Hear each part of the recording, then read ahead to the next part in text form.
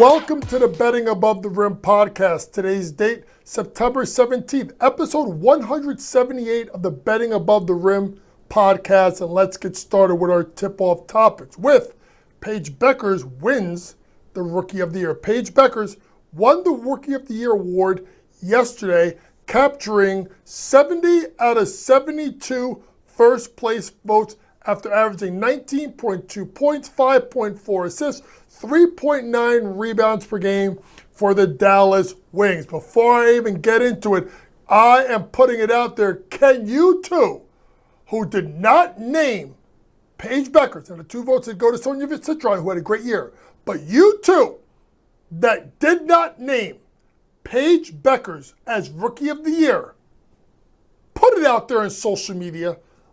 Not anybody doesn't have to come after you, but I want to know reasons why Paige Bueckers did not win Rookie of the Year. And it was a phenomenal season, and I would say a phenomenal year for the UConn graduate, as Paige Bueckers could have came out last year to the WNBA.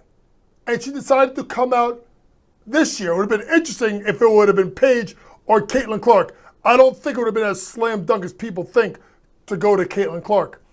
But when you think about Paige and the year she had, earlier this year, she became not the first, not the second, not the third, not the fourth, not the fifth, not the sixth, but I'm sorry, this year, the seventh UConn player to win Rookie of the Year, joining greats like Diana Taurasi, Tina Charles, Brianna Stewart, Maya Moore, Nafisa Collier, and Crystal Dangerfield. That's a name that you may not remember or know, but she has had a good, long WNBA career, but the rest are basically Hall of Famers. But it's interesting, Sue Bird did not win it that year. That's because it went to Tamika Catchings for Rookie of the Year, but Sue Bird was also first team WNBA in her rookie year. Another point of context to know about the greatness of Paige Bueckers. Paige Bueckers became the fourth player, I would say, that in the same calendar year, this is careful if I'm saying this, calendar year to win Most Outstanding Player in the Final Four and WNBA Rookie of the Year, joining Diana Taurasi in 2004, Candace Parker in 2008, and Brianna Stewart in 2016. Little fact note, Brianna Stewart won Most Outstanding Player all 4 years. Interesting to know, I talked about Crystal Dangerfield. She could not try and win Rookie of the Year because she was during the COVID year, which there was no WNBA season. So what a year for Paige Bueckers, someone that I consider to be, in my opinion, a top 10 player in the WNBA. And I'll be honest with you, next year she could be in the top 5. Speaking of players who's had phenomenal years, we must give our flowers to Veronica Burton of the Golden State Valkyries for winning the Most Improved Player of the Year. It was an amazing year for a new opportunity for Veronica Burton to go and win this award, as she went from last year, 3.1, 1.4, 1.9 to career highs of 11.9 points per game, 4.4 rebounds per game, and obviously about 6 assists per game, and really took on the reins offensively, particularly when Kayla Thornton got injured. And I wanted to make sure I double check this because I may be wrong. I do believe Veronica Burton was actually cut last year at some point. I got this weird feeling that she was not on a team for the entire WNBA season. I'm sorry, Veronica, if I was incorrect about that. But what a year for the Golden State Valkyries and Coach Natalie Nakase, who I think should be the WNBA Coach of the Year. We'll find that award out soon. But what a year for Veronica Burton. What a year for a Golden State Valkyries franchise that is right now the first and only WNBA team, expansion team, I should say, to make the playoffs. We'll see if they can make themselves a run. They're down 1-0 at recording time. Speaking of the WNBA, let's get to the playoffs, where the Indiana Fever tied up their series with the Atlanta Dream with a dominating 77-60 win, covering as a 4.5 point underdog, a team that's been decimated by injuries. No Caitlin Clark, no Odyssey Sims, no Sophie Cunningham. They've had players leave left and right. DeWanna Bonner left early in the year. And Stephanie White has really shown herself to be one of the great coaches in this game. Kelsey Mitchell absolutely is fantastic with 19 points. And it sets up an interesting game number 3 back in Atlanta for the Indiana Fever versus the Atlanta Dream. 2 teams, one team that had to overcome a bunch of injuries in Indiana, but another team in Atlanta who really has been playing excellent basketball and really kind of came out of nowhere. Speaking out of nowhere, the Vegas Aces lost a basketball game. They actually did 86-83 to the Seattle Storm in a really great game that really turned in the fourth quarter as Seattle went on a 25-14 run to end the game. And why is that? Kevin Walsh's favorite player in the WNBA, well, actually second behind Caitlin Clark, and that's Dominique Malanga, who came in the game in the fourth quarter, or about 7 minutes left to go, and flipped that game on their head. It's amazing. Dominique Malanga, her rookie year is really about the opportunity of more playing time for Dominique, because when you look at having Onyeka Onwubuike, Gabby Williams, and Eli Megaber, there really hadn't been time for Malanga, and they kind of brought her along slowly while she showed up and showed out, ending the Las Vegas Aces 17-game winning streak, which sets up a very interesting game number 3. Las Vegas has been the best team in the WNBA for the better part, not the better part, but in 2 months, no one's been better than them. But now they set themselves in a situation where it's a win or go home game. And when you have Skylar Diggins-Smith, not Skylar Diggins, sorry, I should not say Diggins-Smith, with Onyeka Onwubuike, with Gabby Williams, with Dominique Malanga, with Eli Megaber, they have size and they have athleticism to make things difficult for Asia Wilson. It's going to take Jackie Young and Chelsea Gray to step up. Big win for the Seattle Storm. We'll see what happens in the critical game 3. Let's head to the NBA with the New York Knicks, which are just signing anybody and everybody that they can. At the end of last week, within 24 hours, they first signed Larry Shamet to a free agent contract for 1 year, and then the next day they signed Malcolm Brogdon. Malcolm Brogdon has had a great career in the NBA during his 10th season, has battled injuries. He is on a non-guaranteed deal. Shout out to my good friend Ian Begley for SNY for pointing that out. It'll be interesting to see what happens with New York. Got to remember, non-guaranteed deal means he's almost spot number 16. Couple of names to look out for. Pacome Dadier. Also look at Tyler Kolek. Also look at Deuce McBride. If Brogdon and Shamet both make the Knicks, that means one of those 3 get traded. Shout out to another guy I know, Stefan Bondi from the New York Post, who says it may be Deuce because Deuce is in line for an extension. So that could be an interesting development out of New York, as the New York Knicks are going to be a team that I feel is going to win the Eastern Conference because of their coaching. I think it's an upgrade. They're starting 5, but that depth possibly with Brogdon, with Shamet, could be with Josh Hart, and obviously Yabusele and Clarkson. Coming up next, we'll get into we'll do like an off-season recap. We're going to take the 5 teams in the WNBA that did not make the playoffs. The Sparks, the Mystics, the Sun, the Sky, and the Wings. I'll tell you what I liked about the teams and what they need to do to be better in 2026. We'll be back after this commercial break.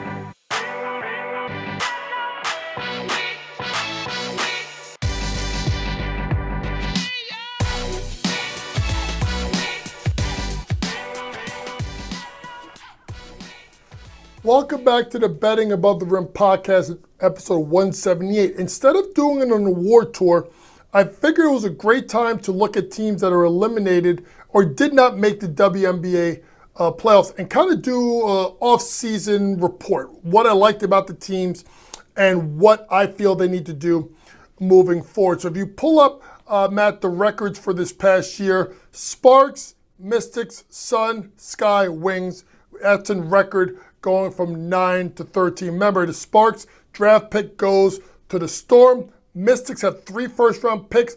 The Suns pick goes to the Sky. The Sky's pick goes to the Lynx. And Dallas has their own pick. Let's start with Dallas and what went right. We just spent 4 minutes talking about her, and that's Paige Bueckers and the outstanding season she had as a rookie. I firmly believe players in year 2 are better than year 1. I kind of looked at Caitlin Clark, especially when she got that 1-month Olympic break. Then she came back and she was unbelievable. Paige had an injury early on, so she got a little bit of a break, but I expect her to really uptick and be what I mean is a top 10 player. What they have to do is a couple of things. Number one, they have to think about, do they take the slow road to becoming contenders, which means do they move Arike Owombowale, who is a fantastic player, has been a longtime member of the Dallas Wings since coming out of Notre Dame. They have to think about what they want to do with Arike. Also, they have to think about Yi Yuru, the 6'8" center from China that he got in a trade from Seattle, who showed some promise, but then got injured at the end of the year. Why am I saying this? Another guard or a big. That's where they're at when it comes to the WNBA draft. And that's why you're going to look at possibly, depending on where they are in the draft, especially if it's 1 or 2, do they take AZ Fudd, who's out there, has a close relationship with Paige Bueckers, fills the backcourt need, or do they go get a center like Lauren Betts? It could depend on where they draft in the lottery, could impact Yi Lee versus Arike Owombowale. Let's move on to the Chicago Sky, who had 10 wins in an extremely disappointing season, even though I thought they were going to go way under that win total. It's just a franchise that's just in turmoil. And obviously we talked about with Kate Constable last week on the podcast about what went on with Angel Reese. And that becomes what's great about the team and what they have to figure out. What are they going to do with Angel Reese? It's very simple, folks. I do not believe in this modern day of NBA or WNBA basketball where you can play with a 4 and a 5 who cannot shoot from the perimeter and stretch the defense out, creating driving lanes. So to me, are you keeping Angel or are you keeping Camila? One's got to go. That's part one. Part two is you got to go get yourself a point guard. They have missed this since Marina Mabrey was traded last year at the deadline from Chicago to Connecticut. Hint, hint, that's how they got their first-round draft pick is from that trade. So it'll be interesting to see what happens in Chicago, and they just have to really stabilize that franchise. Speaking of Marina Mabrey, let's head to Connecticut, where they had just under their win total of 11.5 wins, going 11-33. We have to really look at this team and figure out where are they going. And I'm not just talking about as a team in regards to players, but like, where are they going? Like, are they going to stay with the Mohegan Sun Tribe in Uncasville, Connecticut? Are they going to go to Hartford? Are they going to Boston? Are they going to Houston? We don't know where they're going, but where they need to go is up. And they need a lot. I know they traded for Aaliyah Edwards. I think that was more of bringing a UConn kid home back to the Northeast. Folks, I'm going to say it. And I'm not going to say it's because of my relationship with the family. They got to trade Marina Mabrey. They got to trade Marina Mabrey and to get some parts back. And really just wherever they're going to play, they got to rebuild that franchise up. One team that I'm really going to be high on in the future is Washington. And they had just went over their win total, which was at 15.5 with 16 wins. And what can you say about Sonia Citron? besides the fact that she was the second best rookie in the WNBA. And Kiki Iriafen, who was the third best rookie in the WNBA. They have a bookend guard and a big that's going to be outstanding. Obviously, they traded Brittany Sykes to Seattle right at the trade deadline. So to me, it's about a couple things. Georgia Moore, the point guard that was at Virginia Tech, and then Kentucky with my good buddy Kenny Brooks. Let's see if they can get her back healthy. Remember, she tore her ACL at the beginning of training camp. Then you got to look at Shakira Austin, the center, who's been injured at times, but has been dominant at times. What do you do? Do you think you got the point and the 5 figured out? That means you already got a 2 and a 4. Now you need a 3. Can you go get that shooting 3? Then you got to think about, do you want to go Lauren Betts in the draft? Maybe. Do you want to go, obviously, in a different direction and maybe look at someone like Olivia Miles? Also, remember, AZ Fudd from the DC metro area, so they'll be there as well. Lastly, the Sparks are so intriguing because they were so close to making the playoffs, just going under their win total, going over, I should say, by the hook with 21 wins. Kelsey Plum was absolutely fantastic in her first year in LA. You can look at the play of Darica Hamby. You can look at the scoring acumen of a Rickea Jackson. And obviously, you saw Cameron Brake come on the second half of the year after the ACL tear in 2024. They got to figure out where they're going because I think between Cameron Brink and Darica, one gets moved. I don't think it's Cameron. Maybe they move Darica Hamby, but either or, they need a point guard to go along with obviously Rickea Jackson and Kelsey Plum at the 2 and the 3 with either one of those bigs. Coming up next, we'll get into an award tour in the NBA. We'll look at odds to make the East play-in, and we'll look at the West play-in. Who do I think is going to make the play-in? And can we find something $2 or more of a team sneaking in, either underachieving or overachieving? We'll be back with our award tour after this commercial break.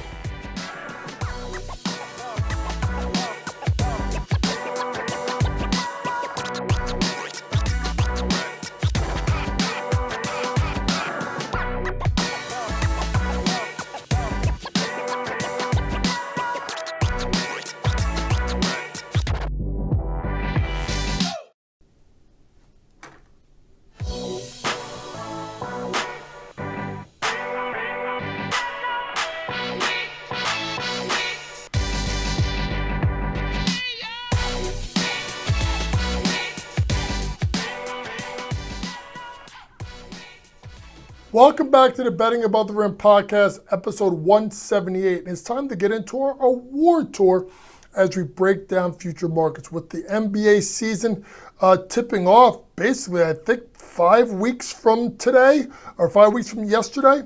It's a good time to start looking at the playoff picture. And today we'll spend it looking at the odds to make the play-in tournament. If we look at the Eastern Conference, Miami Heat minus 105. Toronto, even money, plus 105 for Boston, plus 110 for Indiana, plus 115 for the Bucks, plus 130 for Philadelphia, Detroit at plus 195 along with Chicago, Atlanta plus 230, and Orlando at plus 450. So when you really look at these teams, I think the best way is for me to give it to you is who do I think are going to be in the top 6? And then you can figure out 7, 8, 9, 10, or I'll tell you where I think there's good chances to look. For me, New York, Cleveland, Orlando, and I think Atlanta are no-brainers to make the top 6. The other 2, I'm banking on, I just had this feeling about Philadelphia. I've talked about this all offseason. Everybody's writing them off. I am not. I think VJ Edgecombe in the backcourt with Tyrese Maxey is going to be tremendous. I think you get Jared McCain off the bench. It could be a 6-man-a-year award winner. And then obviously you could talk about Joel Embiid coming back, and I think you're going to get a motivated Embiid because no one's talking about him. When you talk about Detroit, I'm just banking on J.B. Bickerstaff being a really good coach in the regular season, and they continuing that upward trajectory, right? But you also look at the fact that teams like Indiana and Milwaukee losing, superstar players, right? Obviously, Damian Lillard gone, left. Obviously with the torn Achilles for the playoffs. Same thing with Tyrese Halliburton, although he just is just out for the year. So for me, when I look at that list, and we'll bring it back up, I'm going to give you a couple of teams to look at. One is Indiana at plus 110. I think they're going to make anywhere between 7 to 10. I just don't think they're good at Detroit. And this is about me banking on Philadelphia. I am bearish on Milwaukee. I think they make the play-in. I don't think they make the playoffs. So look at them at plus 115. If you ask me to take a third team in there, I think Chicago's going to be bad. Atlanta makes the top 6. Same thing with Orlando. Miami at minus 105, because I think Spo will find its way there, but I think that dynasty is so far gone, it's not even close. Let's move on to the West, where the Dallas Mavericks are minus 105, same as the Memphis Grizzlies. San Antonio even money, Golden State plus 125. Then a 30-cent drop off to the Clippers at plus 155. Then a 40-cent drop off to the Kings at Lakers at plus 195. Portland and Minnesota come in at 2 to 1. And then Phoenix at plus 320. So West, Oklahoma City in, Houston in, Denver in. Clippers in, as long as nothing happens with the contract with Kawhi Leonard. That's something to watch out for, because if there is something there, you're going to see that line move more towards negative money, and I may be in on them. Minnesota in. I think they're going to be a top 6 team. And I'm believing in skinny Luka. I'm having the Lakers as in. So when you pull up that list and where am I going? Number 1, Dallas at minus 105. I think that Cooper Flag is going to be absolutely the goods. AD hopefully healthy, Klay Thompson hopefully healthy and playing well. And I believe in Jason Kidd. I think he's one of the best coaches in the league. New coach, new culture, young team. Love San Antonio. Love San Antonio. I don't think they're top 6 material, but I think they're 7 through 10, because I think Victor Wembanyama will show that he's a top 10 player in the NBA. Lastly, this is where things are murky. Folks, I'm not really high on Golden State. I got this weird feeling in my gut about this team. A team that also I'm feeling something good about, folks, it's Portland at 2 to 1. I think Chauncey Billups did a great job second half of the year to continue ascension of Scoot Henderson, and Yang Hen-Sen may be a lot better than any of us realize. This has been your Betting Above the Rim podcast for September 17th. For all things sports gambling, download that Sports Grid app. Pre-game, in-game, post-game, props, predictions, and more from the very best in the sports gambling industry. For my producer, Maddie George, who always does a great job. Thanks for listening, folks. And always remember, it's smarter to be on Sports Grid. Good night.